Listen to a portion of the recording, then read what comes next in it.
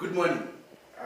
Welcome to CHRYSOLITE Foundation Trust.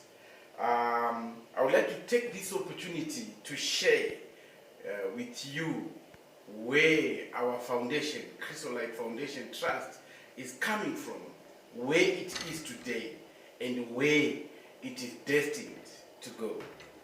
CHRYSOLITE Foundation was formed and registered in the year 2020.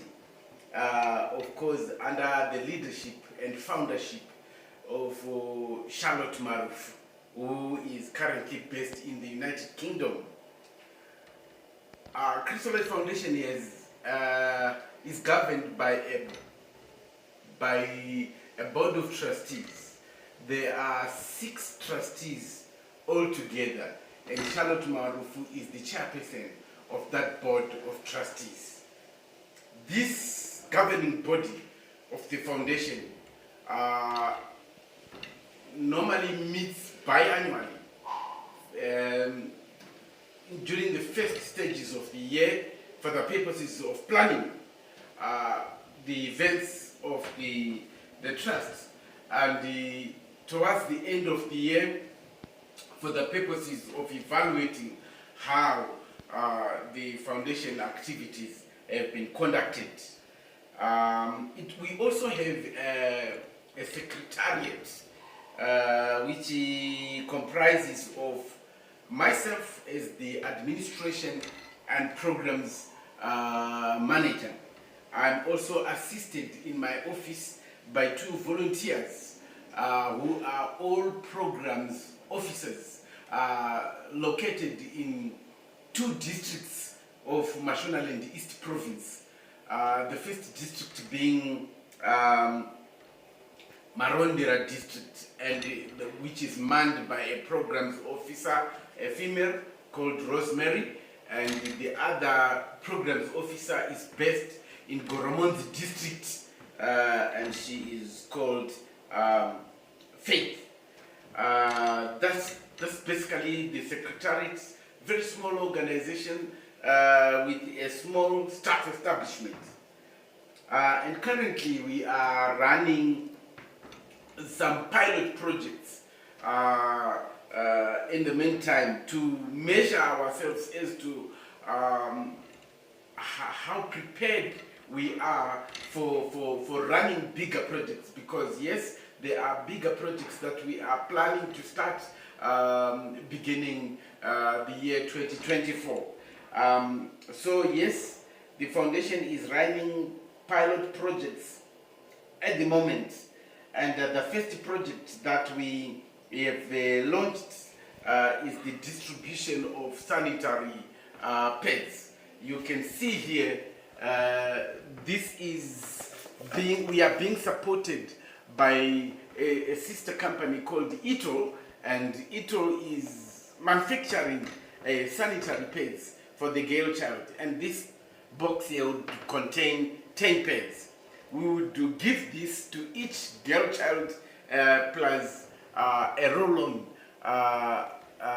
so it will be a set like this, and this is done every month.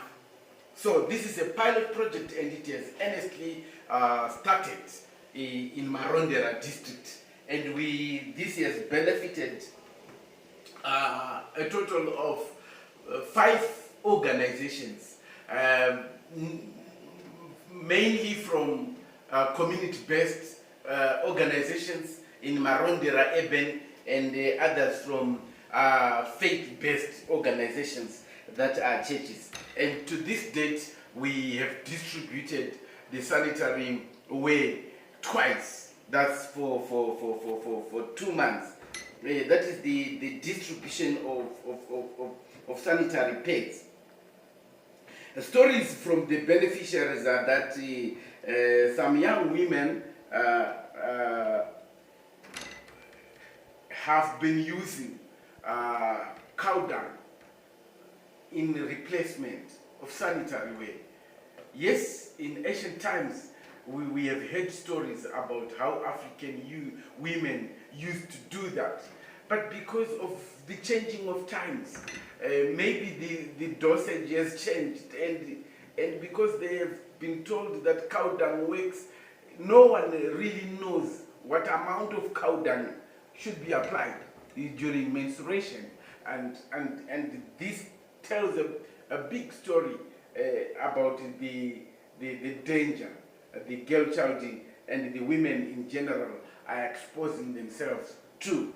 And the other stories that we hear is that the girl child is sometimes a result of 23 hectares, about 9 kilometers from Marondera city, which is the capital of Mashonaland East. And at this plot, there are 3 boreholes, and there is a transformer, so we are guaranteed of sufficient electricity, and we have vast of arable land. And we are very sure that come early next year, after going out in the world to fundraise, we should be able to start a farmer school. A farmer school that will bring peasant farmers together to share knowledge, and this will be like a demonstration center on farming, on producing food.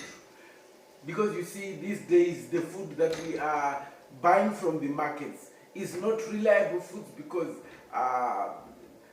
most of the foods they are produced with lots of fertilizers, and hence that's why the world's order today is towards organic production. Yeah, so this demonstration center or the small-scale farmers school would help women come together, share knowledge, get some training on how best they can produce their own food in their own backyard gardens. So yeah, we are working on that. At this plot, we are envisaging starting some training around poultry production, piggery, and there are structures, infrastructure that supports poultry. There are forums already standing, and there are also piggery structures standing. There are also structures that can be used as classrooms for lessons, and there is also accommodation for resource persons. About programming, we have been given a clearance by government to operate in all the 9 provinces of Mashonaland East Province, and that's a thumbs up for us. We are very excited about that, because these clearance letters are very difficult to obtain these days, but we are thankful to government that they have given us clearance to operate in Mashonaland East Province, which comprises of 9 districts, and we have started already working in Marondera district and also in Chikomba district, and we believe with proper funding we should be able to change people's lives with the various initiatives that we have lined up. And basically that's what this is our new office that we have established during the beginning of this year, and so this is our head office, which is situated in Marondera district. Yeah, and outside here I would want you to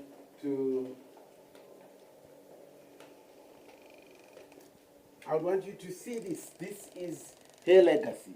Our banner here is telling a story of a woman as a queen, and we envisage empowering women and giving them financial freedom by these initiatives like money savings clubs, and other that we may introduce in the near future.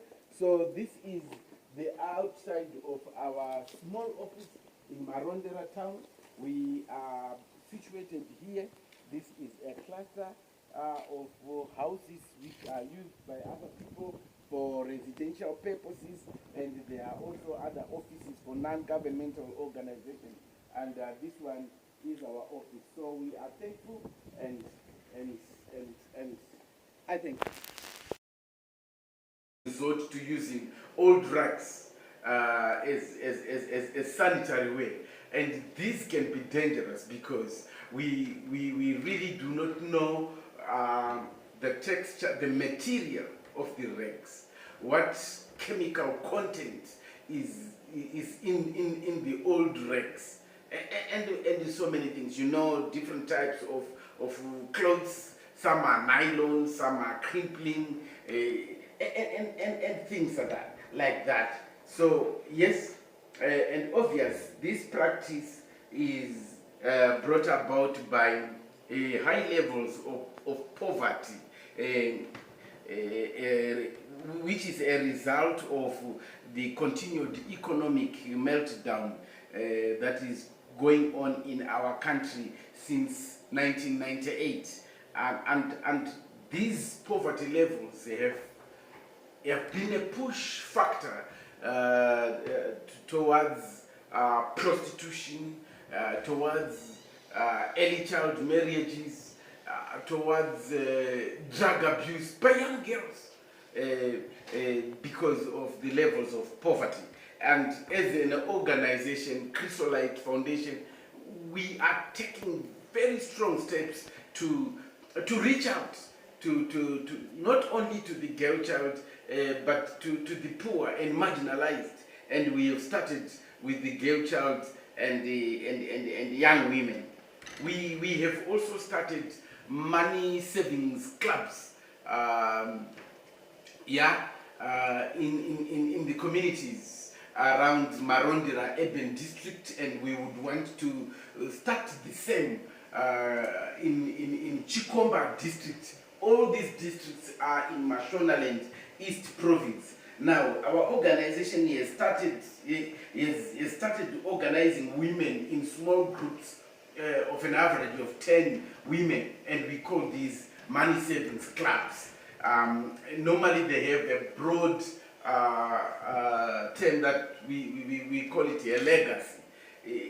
It's about the woman today, that she must be able to leave a legacy, because looking at our culture as Zimbabwe, the issue of what a woman can leave behind is quickly vanishing.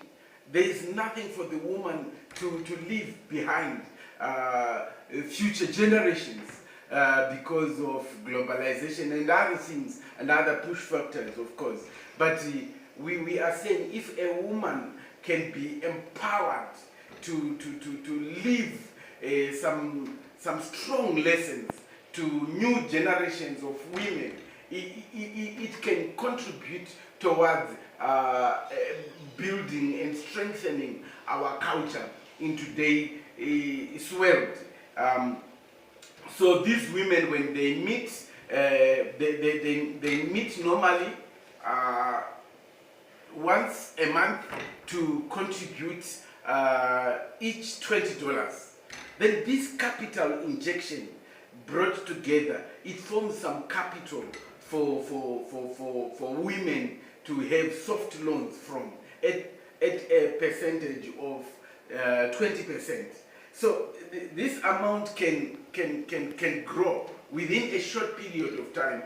For instance, if 10 women come together, contribute $20 each, that would be $200, and they borrow that money. They take turns to borrow that money at an interest rate of 20%. And next month, that money is $200 plus 20%. And it's brought back, and there are more contributions, which we call subscriptions, of $20 more, and and the amount is bigger and they borrow again. Look at it after 6 months. This amount would be well over $1,000. And the women can, when they share proceeds from this initiative, they encourage each other to buy kitchen utensils in a bid to create a kitchen model for today's woman. What is needed in a standard kitchen for today's woman? We would need things like a good stove for cooking, good pots that would meet hygiene standards, and lots of things. So yeah, that's what the money savings clubs are doing. We also are working towards food security. I will touch on food security because we have recently acquired a plot